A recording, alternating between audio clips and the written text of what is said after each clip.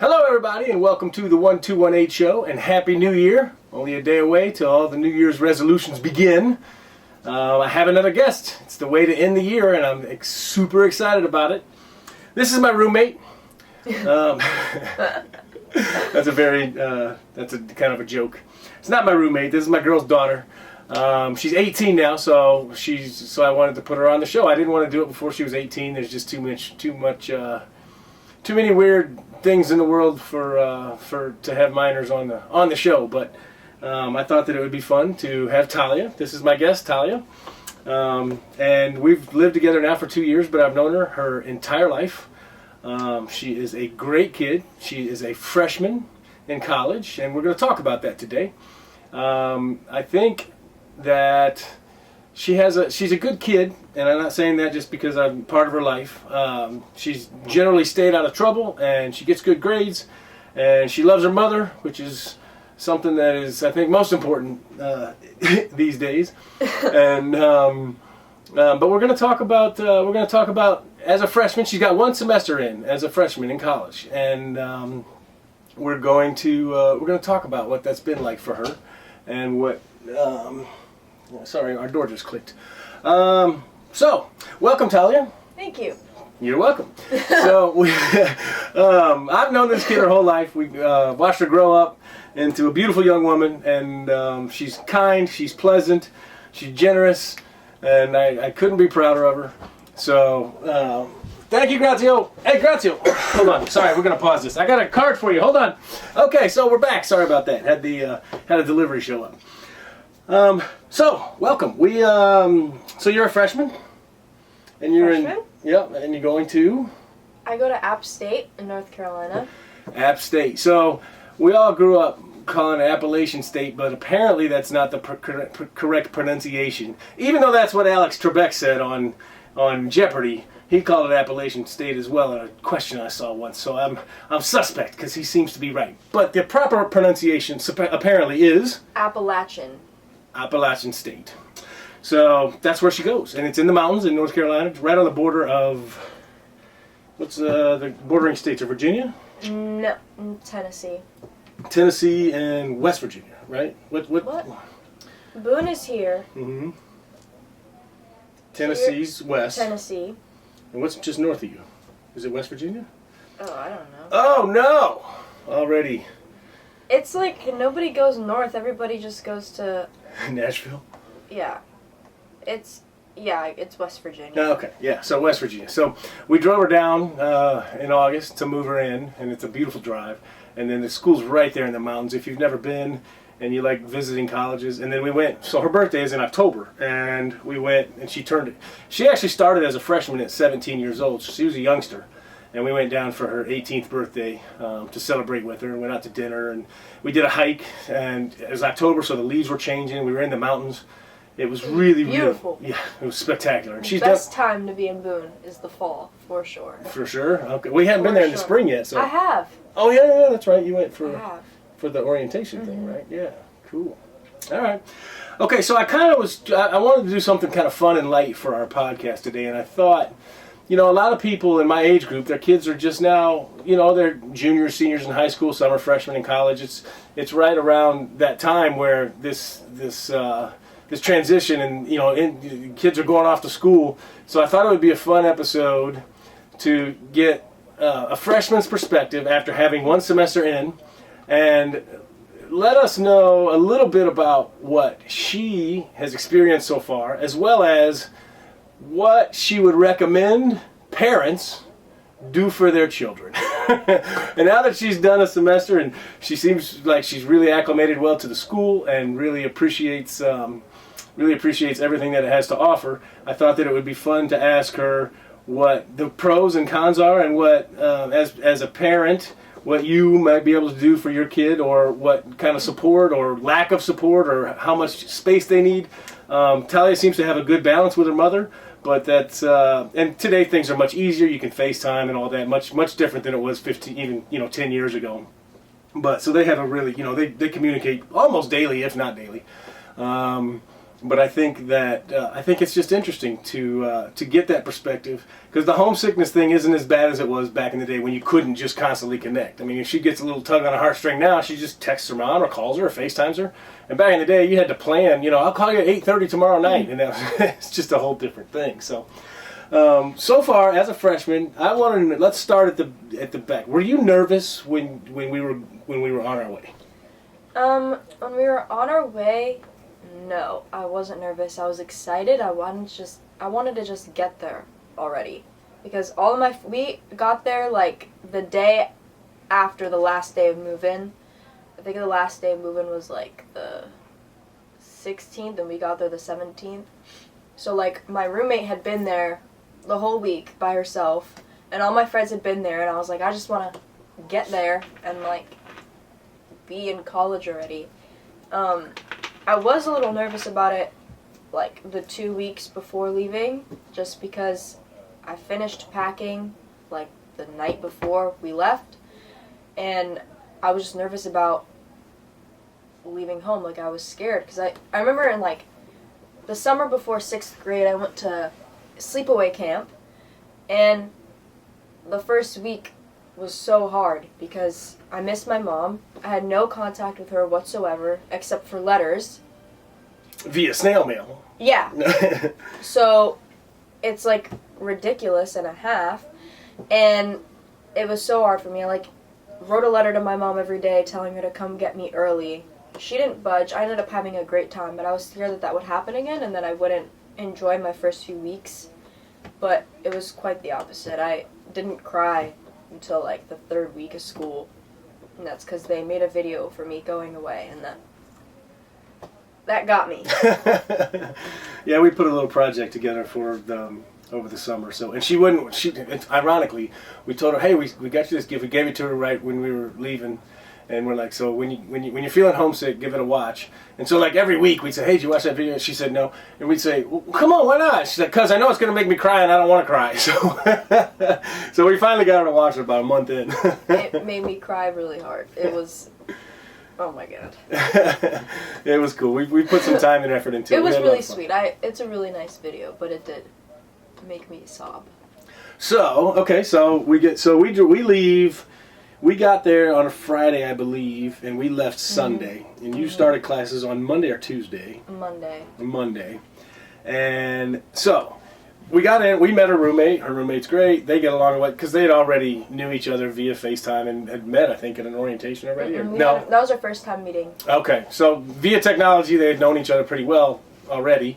And then they get to move in. And they have these beautiful, the dorm rooms there are... They rival the apartments that we live in here in New York. They're nicer. Like they got this huge dorm room, and her dorm room, the window actually overlooks the stadium, the football stadium that the Mountaineers play in, which is pretty neat.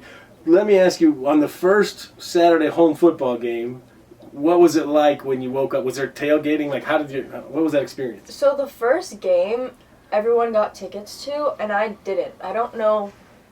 I think I just didn't know how to go about getting the tickets, but I was also just like, I don't know if I want to go. I wish that I went, because it was like, it's like the first game of your freshman year. Like, you should go. But I didn't go to a game until the 3rd home game. But anyway, I woke up, and there was like, the band was practicing. First of all, they were practicing the night before until like 12 a.m. And I was like, yo, let's cut it out. And you could hear it in the stadium because they were practicing on the field? Yeah, they were practicing on the field. And I swear, from my dorm window to the field is probably, like, the field entrance is like 30 feet. Like, it's not far. You could throw a football and... I could, yeah. Yeah. And then the next morning I wake up and there's so much happening because people are waking up and drinking at 9 a.m. until the game starts all the way till the end of the night. And I don't remember if we won that first game or not. That was the overtime one that they lost, and then they beat Texas A&M the following week, I believe. I think that was the one that went overtime. It was like I think our first game was against UNC. Yeah, and I think they lost. Which was a crazy game because almost won. It was so close. That's right. It was such a close game. That's right. They started off with that one, and then the next week, Texas A&M, I think, was ranked 10, and you won. We beat them. In Texas, I believe. That was an away game, if I remember right. I'd have to look. I don't have my phone with me. But I don't know. But we did win a second home game, and that one, we started this thing called We Win, We Swim. And we won the game, and they, first of all, they stormed the field, and everyone was like, let's go to the duck pond. And everyone jumped in the duck pond. Mind you, it's stagnant water that ducks poo and pee in. Did you jump in? No.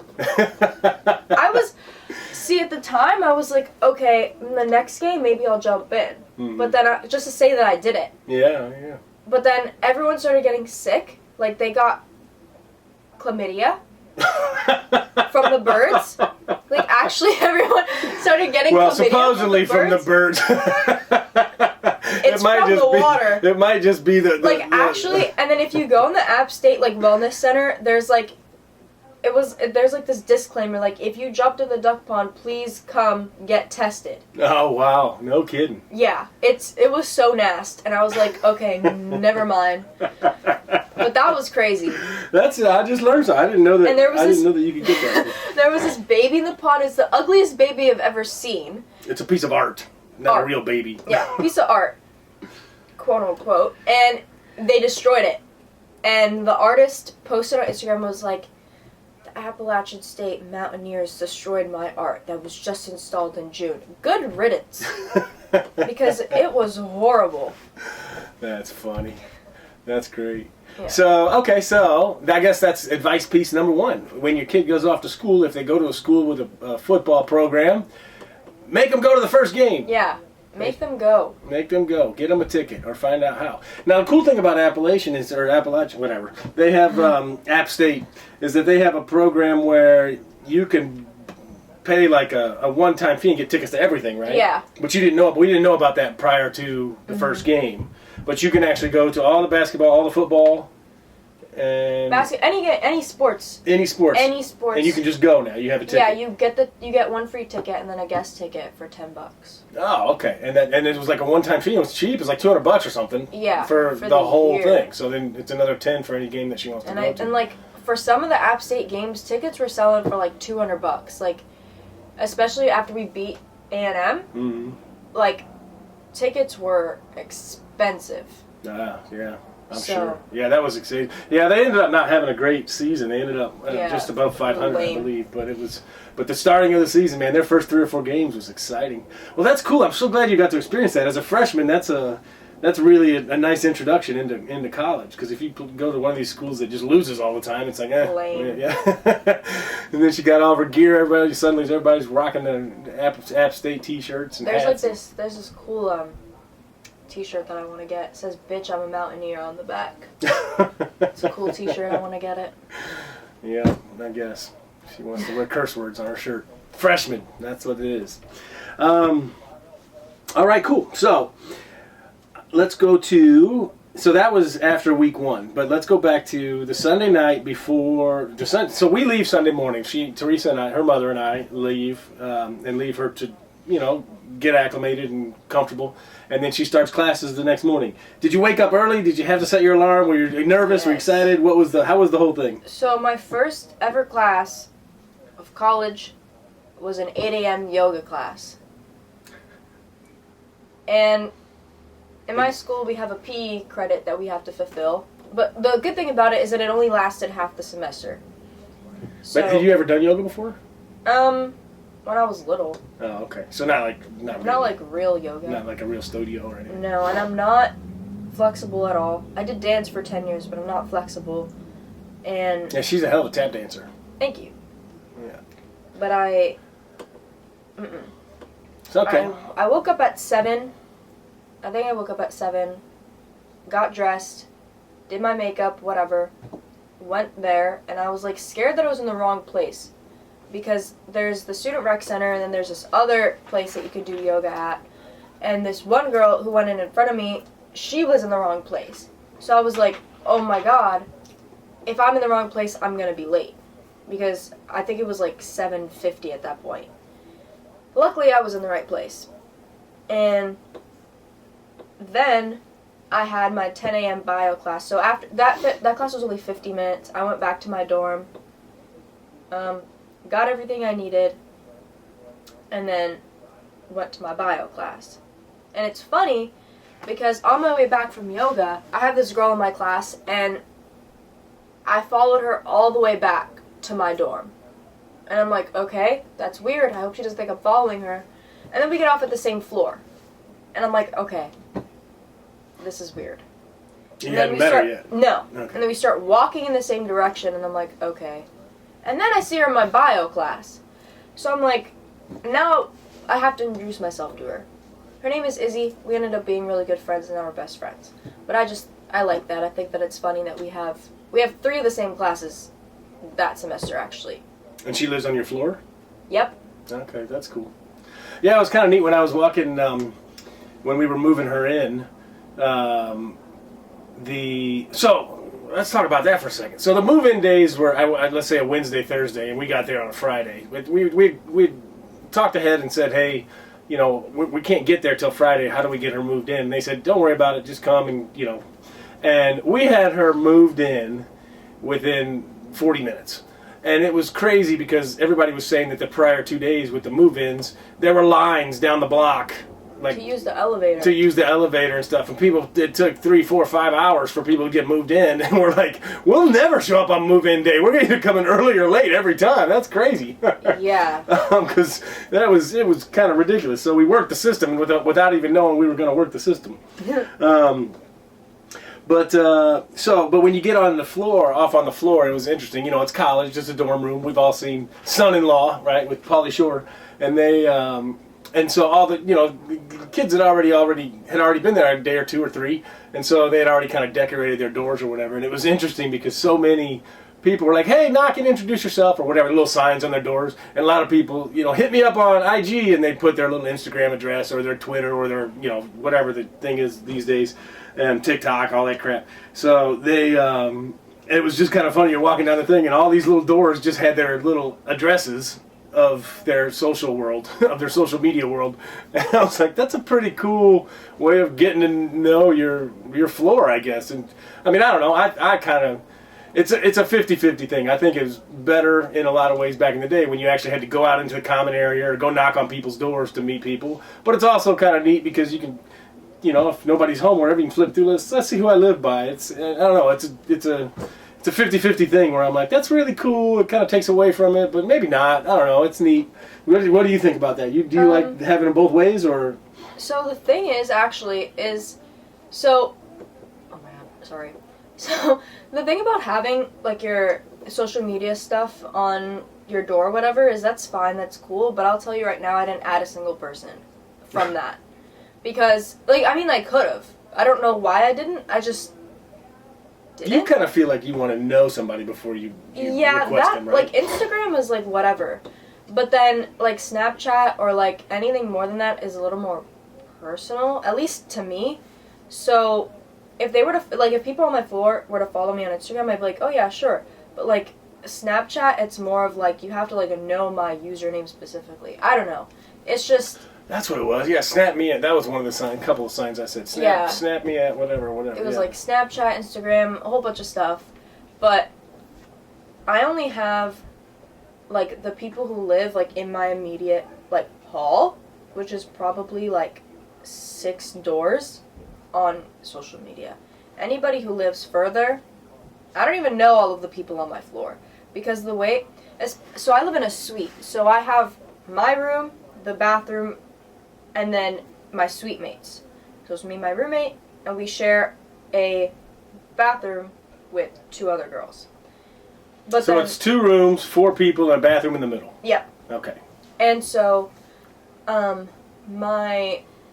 I have friends who lived in common bathrooms, common bathroom style dorms, and they had much better luck making friends and meeting people because of that. I feel like it was harder to make friends who live on my floor because they never left their room because they didn't have to. So that's another thing. you have to think about the social aspect of living in a suite versus a common style bathroom. I like to think I'm good at meeting people, so I don't really care that I lived in a suite rather than a common style.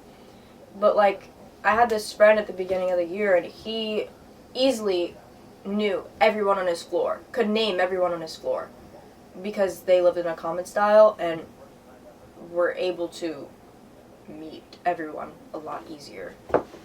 That's cool. So when you were to get your roommate, did you get to pick your roommate, or were you assigned? Okay, so I got to pick her. Okay, and she picked you. So you guys said, okay, let's be roommates. Because what did they do? They basically gave you a list and said, hey, these are the people. They do have that, like, on the housing application. They have like a list of people, and then you could write like a little bit about you, or whatever. I didn't do that. App State, most freshman classes will have this one person who makes like, for example, ours was like App State 26 page, and you were able to send in pictures of yourself with a brief little, and this was on Instagram, with a brief little paragraph about yourself, and then you would be posted on, like, that person who owns the account would post you onto their page. And I met a whole bunch of people that way. That's how I met my roommate, and we just got along, clicked over text, and we were like, do you want to be roommates? We said yes. So then on the application, we were able to put down our usernames or whatever, and then we matched, and then they placed us together. Okay, so that's interesting because we there's a lot of back and forth about the dangers, the influences of social media, but it seems like I feel like if you're a parent so Talia and her mother went toe to toe time and time again about social media when she was younger, because just like all kids, they just want to be a part of the new thing.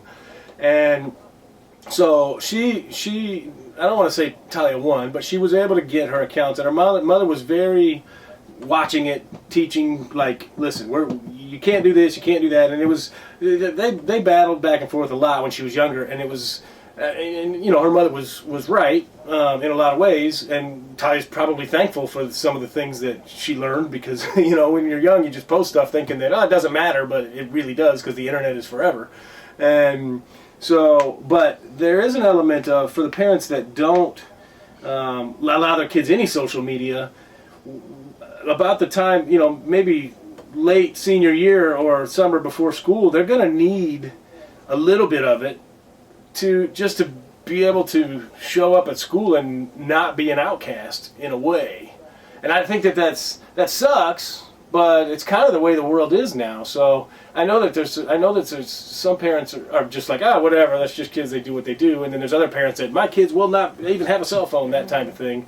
So somewhere in the middle is the happy ground, and I think you got to know your own kid to know what their level of safety or exposure is. Talia's been really good with it, and it wasn't without a couple of mistakes along the way that her mom was on top of. But and then she also was, when she was younger, she was quite sly. She'd set up little secret accounts and stuff. But it wasn't like we weren't on top of it. We knew what was going on. She just thought she was slicker, and she was. Whatever. But okay, so let's go to after week 1. You've done a full load of classes. Did you feel overwhelmed? Did you feel like, I can do this? What was your? I felt fine. Since the beginning of high school, like, middle school was a lot harder for me in school. But that's just because there was a lot other things happening other than school in my life at the time. But once high school started, school became, not to jinx it or anything, but kind of easy, in a sense that I was able to handle my workload. I've never been the type of person that wasn't able to handle their workload, because at the end of the day, like, I could procrastinate all I want, but I know that eventually it's gonna get done. I had this huge, at the end of the semester, I had like 4 huge projects that I waited till the week they were due to do. And that might sound bad, but I know myself, and I know that they were going to get done, and that I was going to do them well. A lot of people don't have the ability to do that. I have a lot of friends who stress about it and stress about it and stress about it and don't get it done for until the night that it's due, knowing that they don't have the capability to do that. That's their fault. This is one thing that parents should know, is that high school and college aren't the same, obviously. And this is something that you have to tell your kids, too, because your kids might not even know that. And this can go both ways. They can think of it in like, oh, high school is the same as college. Like, it's going to be easy. I can cheat. I can just breeze through it. That's not how it is. And then there's also the fact that they might be too hard on themselves, and maybe they got a 4.0 GPA in high school, and then now that they're in college, they have a rude awakening where they're like, oh, I'm actually not doing the best that I want. That's okay, too, because they're very different. That's something that I see that a lot of my friends struggle with, where they had a 4.0 in high school, and now their GPA is like a 3.4. And that's still that's a good GPA, especially if it's the first semester. You have the rest of your college career to do whatever you need to do for that. Her mother buckheads a little bit on this philosophy, by the way. I don't know.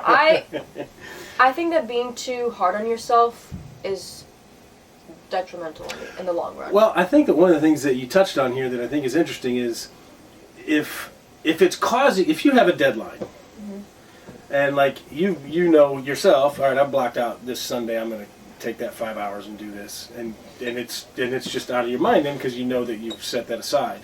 But if you're somebody, and I'm more like this, if you're somebody that it's bugging you, if you're stressing about it, and it's just going to eat at you until the deadline anyway, just do it early. Because, I'm not, like, she and I, our personality differences, that's one of them. Like, she's able to just set stuff aside and then worry about it when it needs to be worried about.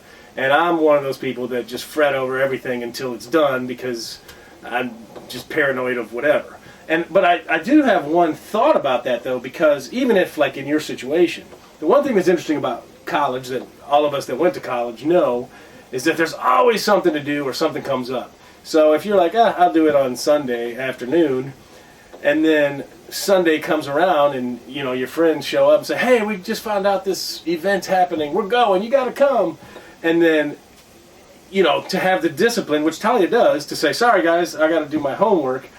But if you're somebody that's like, oh, man, I want to do the fun thing, and then you just let it go, if you've got, say, that Tuesday block open, instead of pissing around doing nothing, you might as well do the homework then, so that if something did happen on that Sunday, you're like, yes, I'm free to do it. Like, there's a weird scheduling thing. That's also something that hasn't happened to me, luckily, but mostly because I try to do all of my work during the week so that I don't have any to do on the weekends.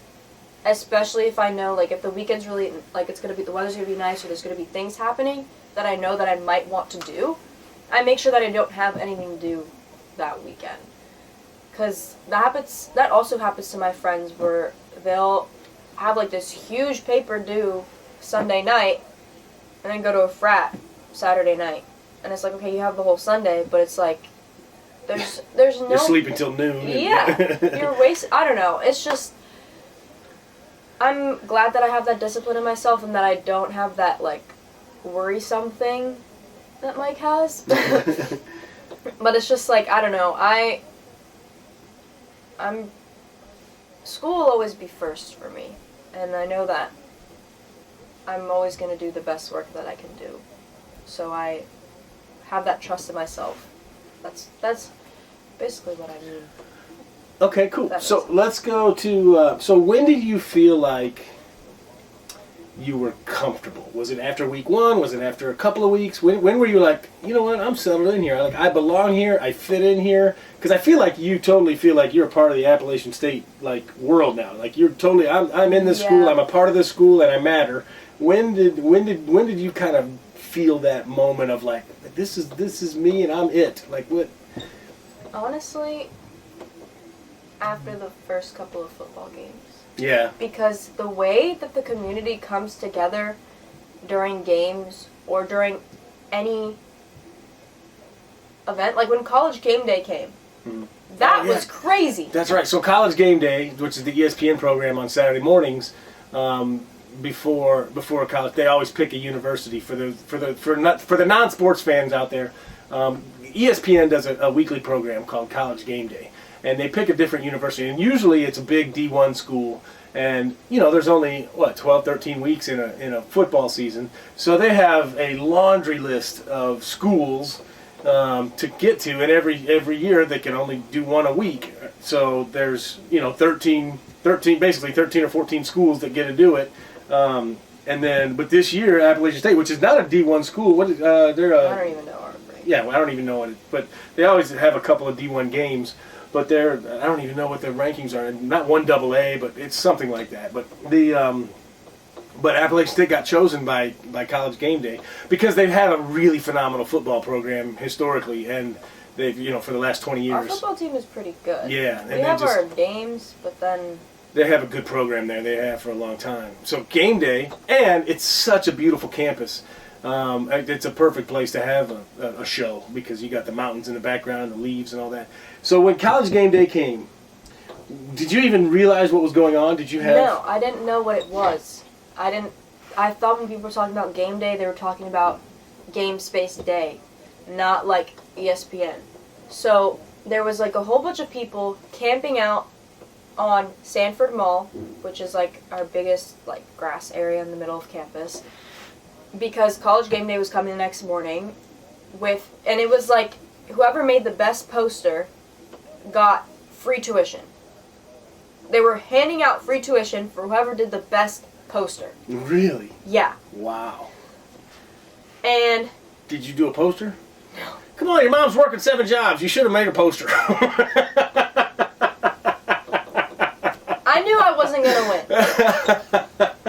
win. You should have let us know. But We would have helped you with the poster. There were some really great posters, and I know someone who camped out all night for College Game Day, and it was like insane. And I remember being in my dorm like, I'm going to sleep soundly tonight because everyone's on Sanford. Right. But that was a crazy thing, and I think after that, like, in the morning, when everyone was out and about and happy and smiling, I was like, wow, like, I love it here, because it was just a beautiful thing to see. Everyone getting along, everyone being happy, everyone all excited about the same thing. It's like one of those moments where you're like, humans are so cute. Like, it was like one of those moments. Right. And I think that's when I was like, I'm comfortable here. That's cool. Well, I remember when we went for her birthday, and we were driving into the mountain towards this hike. We were, which was 30 minute drive through the mountains, and you just kind of out of the blue just said, "Man, I love it here," and I was, of course, your mom was just basking in that because she was so happy that you were happy, and growing up in New York City, I mean, she's born and raised in New York City. She's a straight up city girl, so. The idea of moving into I mean it's a very it's very country there, very rednecky in a lot of ways. Yeah. So everybody was kind of wondering, like, is she really gonna like it there? Like, that's kind of the backwoods thing. But she's been home with me several times, and so she's got a little bit of the outdoorsy side to her, and she wants to go into animal biology. So.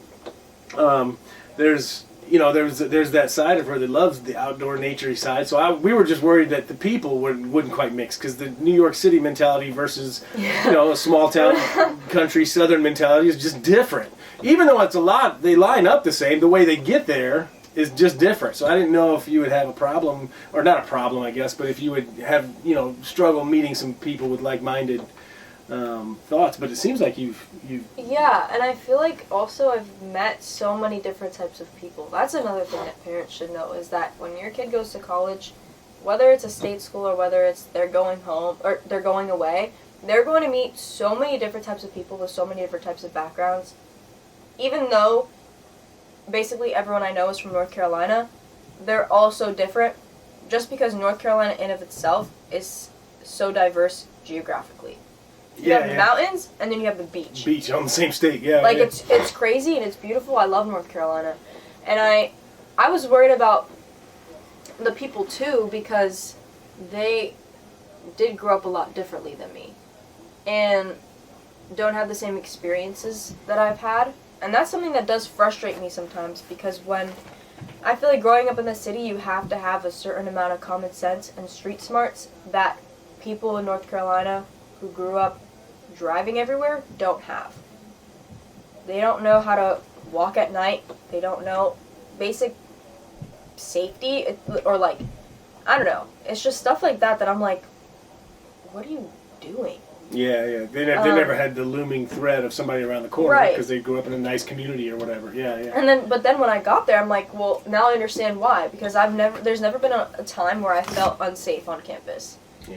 Like, I've walked at 4 in the morning, 10 at night. It's the same. It genuinely feels safe. And I was, when I first got there, I was like, okay, like, everyone's weirdly happy. And that's how things should be. Yeah. And then when I came back home for Thanksgiving, I'm like, why is everyone in a mood? And it's like, because you don't have beautiful things around you. Yeah. You have rats and trash. That's so good. Rather than mountains and. So are you? So you could fully back and say that going away to school is definitely a good thing, right? I mean. Yeah. As opposed to going why to not? Yeah. Other than like monetarily, there's no reason not to, because even if you go away for school and you hate it, at least you did it, and now you could transfer back home.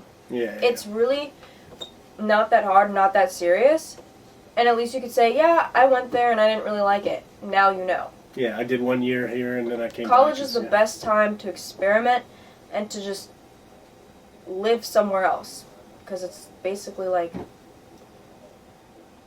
the most affordable you'll ever be able to do it. Well, good. That's awesome. So that's cool. All right, so what do you think? Do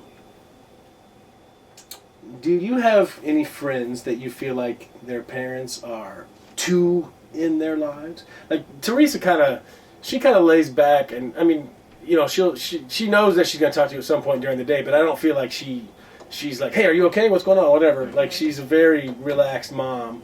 Do you have friends that are the opposite of that, where it's like, oh my God, my friend's mom is just constantly calling? Like, and I don't want you to name anybody. Obviously, these are your friends, but like, do you feel like there's a different kinds of parenting where you're like, I like that person's parents, this person's parents would drive me nuts? Like, yeah, definitely. I think that. So my friend actually visited me. She goes to a different school, and she visited me at App. And her mom... Somebody you went to high school with. Yes, someone I went to high school with. And we wanted to go out... It was the weekend before Halloween weekend. And I was like, let's go to this costume party. It's going to be fun. And she's like, okay, I have to ask my mom. And like, I was like, okay, like, I get it, but I also don't get it because she's not even here. Yeah, you're 18. You're adults now. Yeah, we're adults. I think that we can go to a frat party on campus. Yeah. And her mom said no, and her mom was like, tell Talia to just go without you. And I was like, what? That actually didn't make any sense. I was like, I'm not leaving you here in my dorm alone to go to a frat party. Yeah. That's just out of the question. I was like, there's no way that I'm doing that. And so we ended up staying back and having a nice night. But it's like, sorry, I have to adjust my... But that's an experience that she now missed out on. Yeah, because her mom is being too pushy in a whole completely different state, 12 hours away. So it's like, I don't know. And you guys, so Talia's a lot like me when I was young, where she tends to be the caretaker in her group. When we were growing up, like, I didn't drink until I was 21 years old, so I was often the designated driver, and then if my friends got too drunk or whatever, I was always the one like, Jesus, but I always made sure everybody was kind of safe. Talia kind of plays that role in a lot of her friend circles, where so her friend that came and visited was in good hands. No, 100%. Like, I would not have let anything happen to her. If we went to the party and it ended up being, if I even had like the weirdest feeling about it, we would have left. I don't play when it comes to safety. That's cool. I'm glad. I mean, that's, again, kudos to her mom. She's very much in. If your instincts tell you one thing, listen to them. Get out of there. Leave. Do whatever. Don't. There's no reason to hang around. If there's a fight break out, leave. Don't sit there and video it. Like, those kinds of things. And Talia listens and she does that stuff. it's been really good and really comforting for us, for her mother and I, for just knowing that she's smart, she'll take care of herself. And something that parents should know is that your kids are gonna go to parties because you're not there.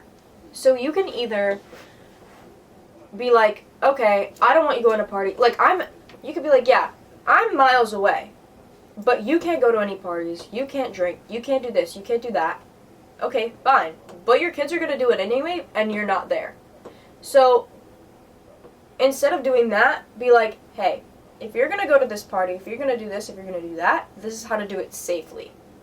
I think that's always the way to go about it. You can express, you can be like, yeah, I don't really feel like it's a good idea to go to this party, but at the end of the day, your kid is in college now. They're an adult. Teach them how to be an adult rather than trying to prevent them from being an adult, because all it does is create an irresponsible, unsafe one. There you have it, folks. That's those are very wise words from an 18-year-old college student. Like, my mom and Mike are very much, you shouldn't drink, you shouldn't do drugs, you shouldn't do this, and that's fine. But at the end of the day, I'm in college. What are they going to do? But luckily, I know how to do things safely. Not that I do things, but I do things safely. And that's the way to go about it. Because if you live in denial, denial is a river in Egypt. It's funny because one of the reasons that her mom and I get along so well and that we've been together for so long is because we're both very much about life experiences. We spoke earlier on some other podcast, and my friend Adrian, who was on the podcast a while back, both of us talked about how life is about creating memories and experiences, and so we've said that to her, like, do everything at least once. You gotta do it. Now, I'm not talking about sticking a needle in your arm. I'm talking about like real life stuff, going on hikes. She went on her first hike before we had got there. The reason we went on the hike that we went on when we went is that she had done a couple of hikes prior. It was just hilarious to us because we went on a hike years ago and she was mad because she wasn't dressed appropriately. I wasn't. I was wearing shorts and a crop top where there's billions of bugs and ticks. I really wasn't dressed for it. Well, anyway, I drug her out through Funk's Grove years ago, and she was mad at me. So I wasn't sure if she would ever really get back into the hiking thing. And so when her mom, I got home from work and her mom said, "Talia went on a hike today," and I'm like, "You gotta be kidding me!" And then she showed me the pictures and stuff. So, and then she went on a few hikes and then took us on one. So, but again, experiencing it and doing it right, if you like it or not, and being outdoors and man, that's really, really cool. Now you've been to a few basketball games. Yeah. So you've been to football games, basketball games. You did all the hiking. Now the spring and summer coming up, you're gonna get. I want to go to baseball games. I want to go to a whole bunch of other all that spring stuff. Summer sports. And then there's some water around there too, right? You're probably gonna go canoeing. Oh my God, what's it called? Trash Can Falls. There's this waterfall. I don't know exactly where, but it's in the mountains, and they call it Trash Can, and everyone goes swimming there. And people went in the fall, but I didn't go because I didn't have a swimsuit. But I'm going. I'm definitely wanting to go swimming. Yeah. That's awesome. It's probably nasty, but I don't care. That sounds like fun. It's natural nasty. It's flowing water. Natural nasty. I like it. Nice. All right. Cool. All right. Well, I don't want to keep this going too long here. I just wanted to. I've been excited to get her on the show for a while. I wanted to talk about her first semester at App State as a freshman and see what her take was on. Because, like I said, I know a lot of you guys out there have kids going, so. We're getting ready to go. Maybe they're seniors in high school or whatever, or starting to pick schools. So App State is a state school. So most of the student body there already live in North Carolina. Yes. And there's very few transplants, I guess is what you call them. Yeah. And you're one of those. Even so, they live in the surrounding states. Do you feel like have a lot of people kind of been not baffled, but kind of curious since you're not only city born and raised, but New York City, have they been like, dude, tell us what it's like to live there, like that? It's yes, and it's like the first couple of times it's like, oh, it's kind of cute, and then it's like, okay, everybody asks the same question. I don't know. If I had $1 for every time someone asked me, why'd you pick App? Yeah. It's like I'd be rich because. And sometimes you just don't have a reason. Like, honestly, like, I'm like, I just thought it was pretty. And they had a good program for your... Yeah, if you want the real version of it, I wanted to be in nature. This is in nature. I didn't grow up really around too much, like, nature. And so, and it's crazy because a lot of them don't even fully appreciate the fact that they live on a mountain. Like, that has to be one of the prettiest views. Yeah. Are you going to do any winter hikes? Maybe. Maybe in like one of like the warmer days of the winter. Yeah. I'd want to go. Is there a big skiing and snowboarding group there? Do people do that? Yes. We have a few ski resorts, or not resorts, but like ski mountains throughout Boone. But I'm not a fan of skiing or snowboarding. But I will go. No, I will try it. Probably once this summer when I can afford it. But I'm not really looking forward to it. I'm not a fan of snow. Well, her first skiing experience was quite... We went to... This was... about 10 years old? We went to a mountain, and so I was trying to get them to the bunny hill, and we ended up on a blue hill, which is the easy hills, but it was not the bunny hill. So we're up on this mountain, and her and her mom were both very mad at me. And I'm like, I thought we were going to the bunny hill. I'm sorry that we're on this blue hill. So they slid down the entire mountain on their butts. Didn't even try to ski till we got down there. No, I did try to ski at first, and I kept falling and she got almost mad. Breaking my legs. So she just rode down on her butt. And her mom did too. So they're literally shuffling all the way down the mountain. I went around like 4 or 5 times while they're... I'm like, come on, you guys. And anyway, it was just me being... insensitive. So our first skiing experience wasn't the best. But the funny thing was, when we finally got down, we went over to the bunny hill, and we're trying to practice. And so I was trying to show them whatever. And so Talia kept kind of falling or whatever. And then I kept trying to, be overly instructive. And I'm like, you got to do this, you got to do that, you got to do this. And so I'm like, all right, you got to be careful. You got to, I didn't want her to fall, get hurt, nothing. And then all of a sudden, it was like she was just done with me, and she just points her ski straight and goes flying down this hill, and Teresa's like, Talia! And I'm sitting there watching, and I'm like, yeah! And she just goes all the way down this hill, all the way down to the bottom, and then turns around and just looks at us like, it wasn't as hard as you were making it out to be. It was quite an interesting first experience skiing. So I hope you do it a couple times, though, and at least get proficient at it, because it's definitely, if you're going to be living in the mountains, it's stuff things that people do. I kind of equate it to golf. Like I was never a golfer growing up, and then in college my buddies and stuff would go golfing, and I didn't really realize at the time that in the business world that is the social thing that a lot of times is done. A lot of business gets done on a golf course, and I'm like, I'm a terrible golfer, but I realized the importance of at least being able to play the game.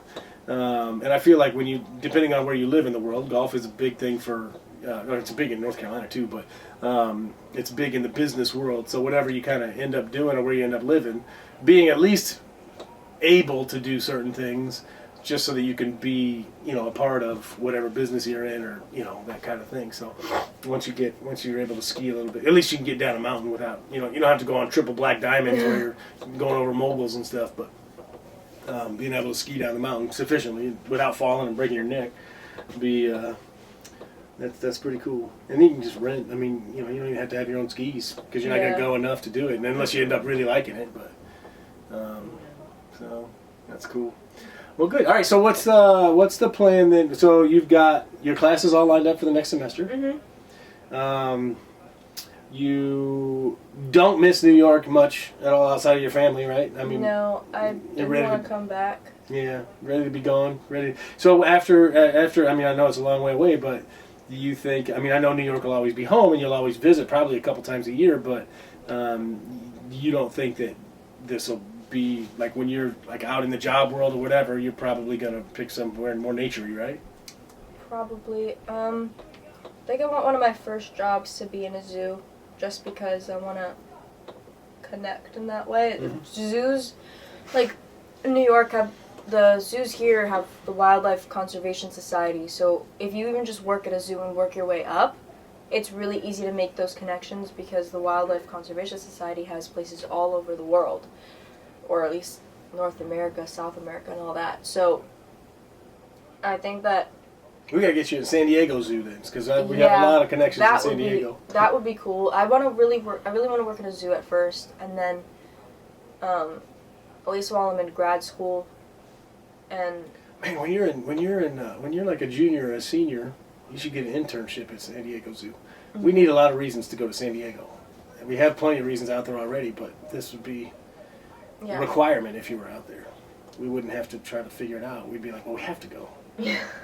Exactly. I don't know. I really want to work in a zoo after school, and I really like North Carolina. I haven't seen too much of it. Like, I've seen Charlotte. I want to go to Raleigh. I still don't know how to say it. Raleigh, yeah. Raleigh. Yeah. I want to go there, because they have a good veterinary school there. Yeah, cool. NC State. I got a good friend that I grew up with that lives there. Her and her mom live there, yeah. Her name's Ann. So if you're ever in Raleigh and I get to go, I got to go see her because I haven't seen her in 10 years. But she's a good friend. We text and talk a couple times a year. And she loves it there. She thinks Raleigh's, Yeah, North Carolina's great, to be honest. I wouldn't mind living there after college. Yeah. But, things will change. I don't know. Yeah, you never know. I'm not planning on anything right now. Yeah, just get through the next semester and get the grades up. Yeah. Keep the grades up, I should say. Yep. All right. Well, let's wrap this up. This is the last episode of the 1218 show for 2022. So I'm also on the podcast version. This is the end of season 1. I'm just going to do each season as a year. So 2022 is season 1. So the next one after this will be season 2, episode 1. And it's exciting. I think I'm glad that. So this is the final one. We've done 26 episodes.